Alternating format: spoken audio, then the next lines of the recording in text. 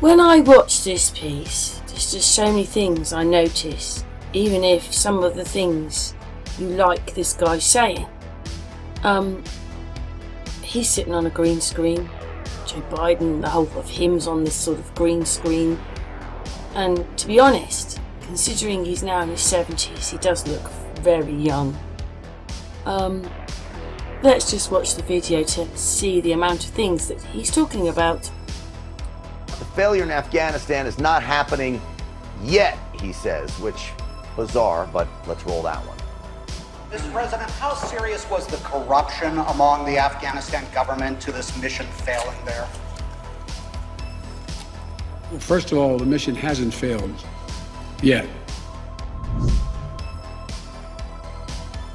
I'm glad we haven't divorced yet, and see how that goes. You know? Yeah. What do you make of the blink? He closes his eyes there for a while too.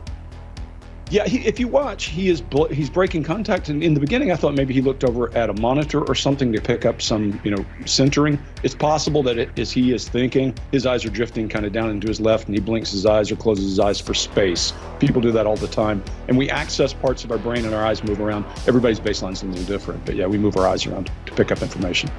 All right.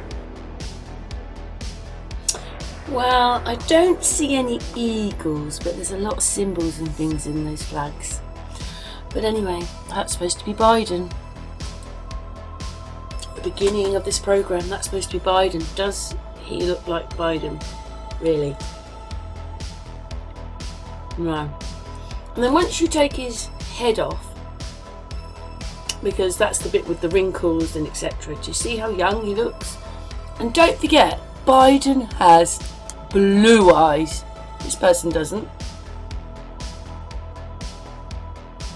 I'd love to know who plays him,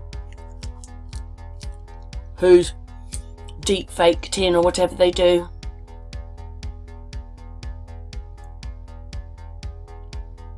Who is it? Do you recognise? I mean, I'm not saying Tucker or even Ellen, whoever they are, play all the time. There's loads of them. They're just taking the mickey out of us.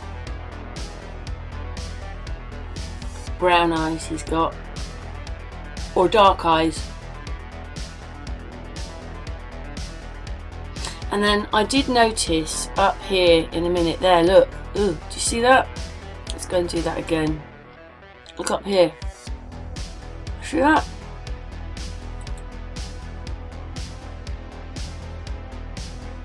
That is because it's not real. That. It's not me. It's just on the film. This is why I blow things up and look at things, because there's always going to be the mistakes. I mean, really, if you look at the left side of his face to the right side of his face, you can see that they're different faces. Or just not right. It's just not right.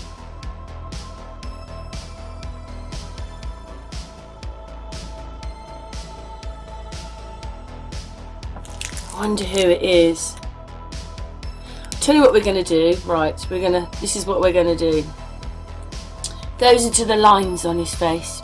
Okay, where I just saw that connection there with his eye. See, I don't know if you can see it, but there's a line which goes down there. So all they need is their eyes and their nose, and then the same over here. But when you look, do you see how it's just so computerized? Do you see how weird it looks? Robot. Anyway, the line goes down, it just goes down there. It just does. And so basically you only want their eyes, so it's there. Who do you reckon that is? Who is that? Anyway, on with the video. If I showed you that, you'd never say it was Joe Biden. With the brown eyes.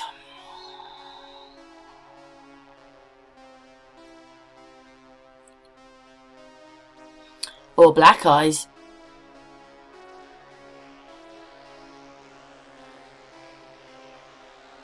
Yes, anyway, I was just putting this bit in,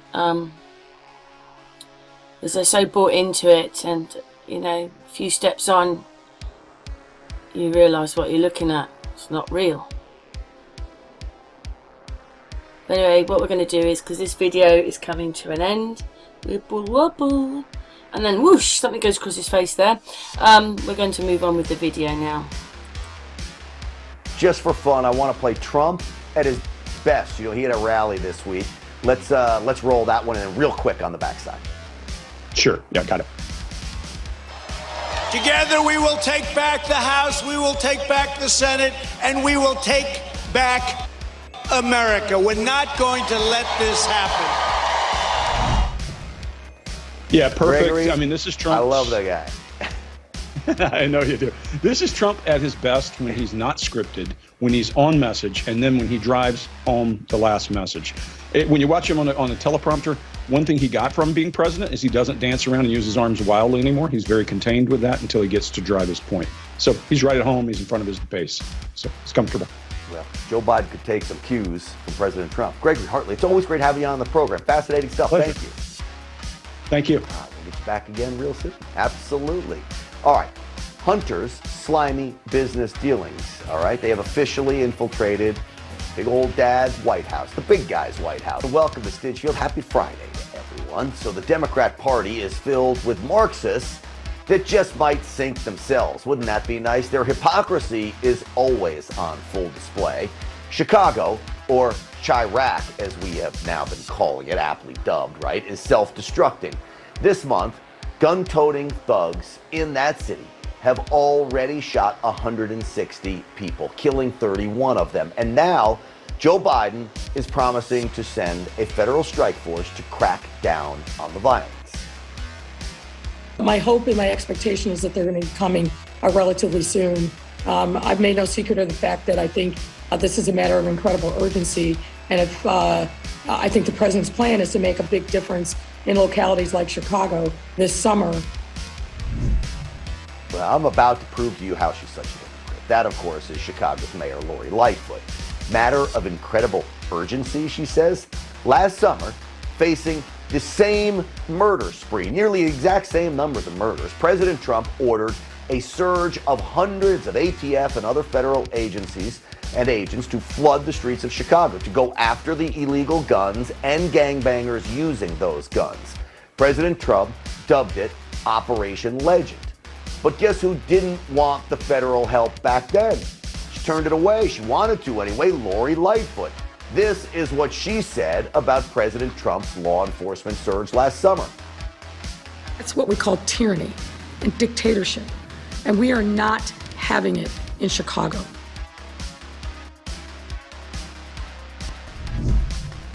So think about this.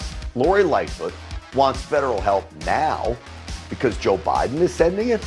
But if President Trump sends it, it's tyranny and dictatorship. The people are under siege in her city. That is the exact hypocrisy that the people of Chicago cannot stand, because in their case, that hypocrisy turns deadly. But it's not just Chicago. Across the country, we have violent criminals being released back onto the streets with little or no bail, all in liberal cities. While we watch those who took part in the January 6th protest at the Capitol remain locked up. No bail. It's maddening because street crime and inner city violence does affect our lives in a very big way. Well, he was screaming because she and her nephew, PJ, were shot in Memphis, in their front yard. PJ, a 20-year-old man with a promising future. You see him on your screen there. Guess what happened to him? He died as a result of the gunshot wound standing on his front porch. Well, she tells the local news station there that she's tired of being locked up in her own home because she's afraid to go outside. Why is she afraid to go outside? Because the two people accused of shooting her and killing her nephew are out on bond. Just $15,000 set free. Tawana Ayers is one of the suspects roaming free now. Unbelievably, at the time of the latest shooting, she was already out on bond for attempted murder when she shot a driver, according to investigators, after a car crash in 2019. This 42-year-old woman has more than a dozen arrests for violent and criminal behavior dating back to 2001. And while she lives her life out of prison, guess who is in prison? The Horns guy, Navy veteran Jacob Chansley.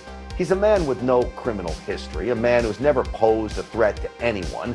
Chansley's crime? He attended the Stop the Steal rally and went inside Capitol grounds dressed absolutely ridiculously. He's charged with disorderly conduct and violent entry. But take a look at this video here.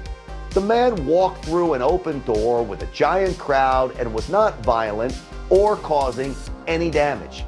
Yet his lawyer says he's in isolation for up to 22 hours a day. An attack on this country. That is incorrect. That is inaccurate entirely.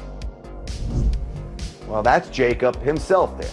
So a Trump supporter dressed in beaver pelts that claims an election is stolen, an all-around clown who breaches security at the Capitol, well, he's locked up for being a, quote, flight risk, according to the court. But a woman accused of murder, who also faces multiple attempted murder charges. Think about it, if she was in prison, that man PJ would be alive today. Well, she gets to walk while the Horns guy sits in prison. That is a two-tier justice system in America that is bringing this nation to its knees. Now, just a few days after my warning, I can tell you that the Taliban controls 85% of Afghanistan. That's what they're claiming. And China is moving in too. Still, Joe Biden is defending his decision, placing all his faith in Afghan forces to fend off the Taliban advancements. Is a Taliban takeover of Afghanistan now inevitable? No, it is not. Because you have the Afghan troops at 300,000, well equipped as any army in the world, and an air force, against something like 75,000 Taliban. It is not inevitable. Tom, you know the region well. Japan's come out and pledged that it'll join the US if needed, if it gets to that point, to defend Taiwan in the event of a Chinese invasion. This is a big deal. Well, it is indeed, and Japan coming out so strongly in favour of Taiwan is very revealing. I mean, it's a reminder that the Australian anxiety, and despite what you hear from the critics, it's not hysteria or panicking, it's a genuine anxiety about China. This is widely held around the region. Kevin Rudd, among other critics of Canberra's China policy, he always says in the past year that Australia should be more like Japan, more nuanced and tone down the bombast and rebuild trust with the Chinese Communist Party and hedge between Washington and Beijing. Well, the critics are wrong. Japan sounds more hawkish on China than Australia. And Japan's not alone. If you look all around the region, you've got India, Vietnam, the Philippines,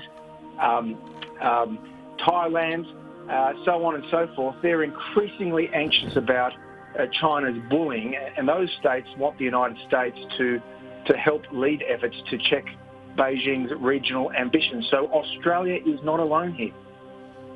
300,000 Afghan forces is nothing like 5,000 American forces. And I hate to break the news to you, Joe. It's already happening. The Taliban's there. They also recently took control of 2 key border crossings between Afghanistan and Iran. This is bad news.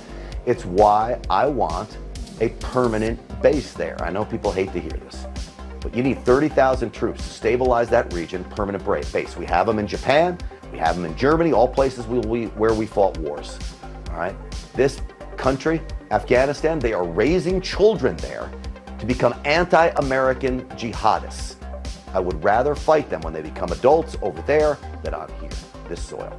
Joining me now is retired U.S. Navy SEAL and author of the book, The Operator, Firing Shots That Killed Osama bin Laden and My Years as a SEAL Team Warrior.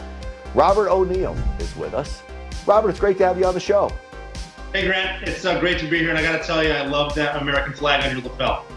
It is. I wish those suits in Washington would talk to men like that more often. They don't. Indoctrination at its most extreme. Watch your kids. Conservative media found our message video and have taken it as their cause. They have taken the lyrics out of context and support a narrative that suits their intolerant and hateful needs. out of context. You said you quietly and subtly coming for my kid. How's that out of context? So I don't know how else we are supposed to interpret "will convert your children." Well, joining me now is actress and conservative activist. She's a mother herself, Samira Armstrong. Samira, welcome to the program. Oh, thank you for having me, Grant. Happy Friday. Happy Friday. I mean, look, they're creepy, and I watch the video, and I think, okay, well, maybe this will be something, you know, I gotta laugh at it. Yeah. But creepy's an understatement. I was literally going to say the best word to describe this is creepy. And it is an understatement. And if you think back, I always like to think of like the drawing room when a skit gets created.